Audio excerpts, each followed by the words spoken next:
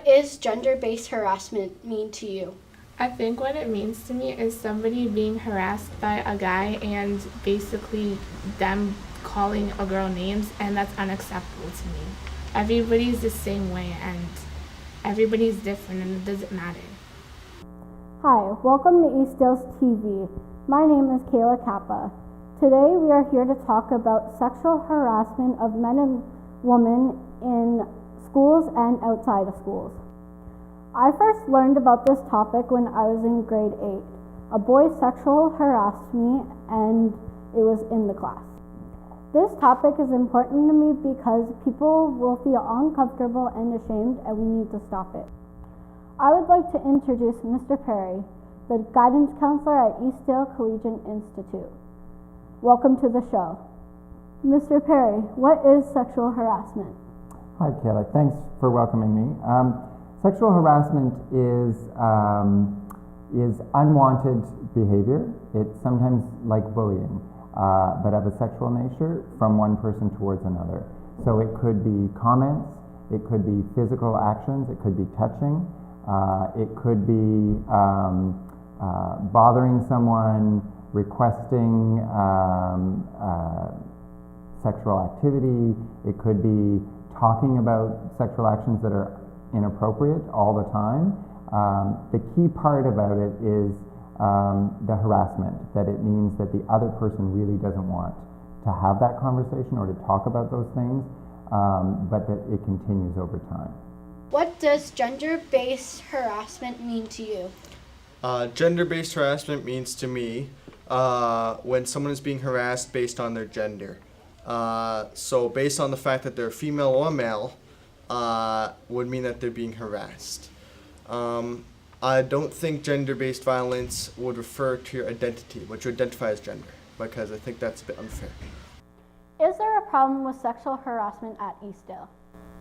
Well, I think there's often problems with sexual harassment in almost any school environment or workplace environment. I think it's something that we're starting to have good conversations about, but there's always more work we can do.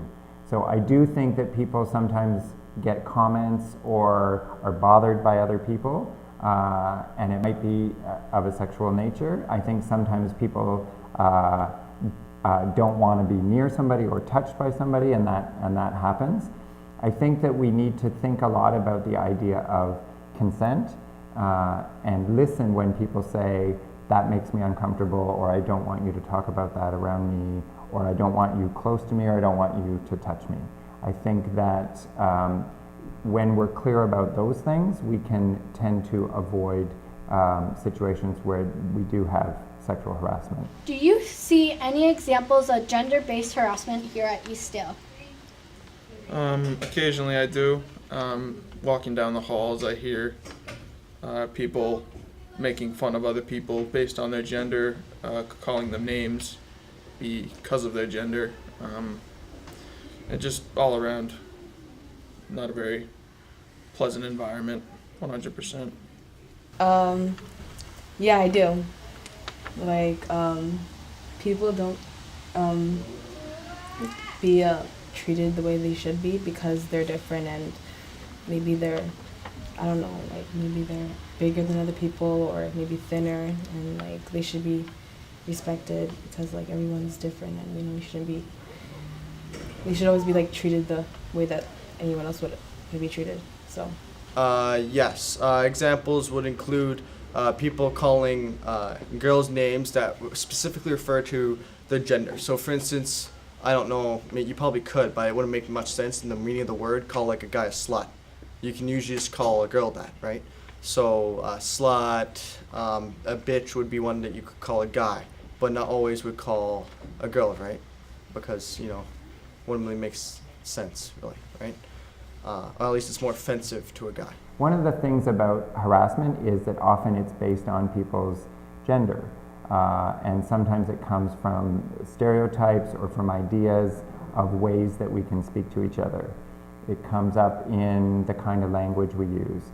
So when people, especially it happens with men a lot, when they're trying to put down other men, they often use terms that are terms that are used to describe women or that describe women's sexual parts or that kind of thing. And I think that when we do that, we buy into ideas of sexism.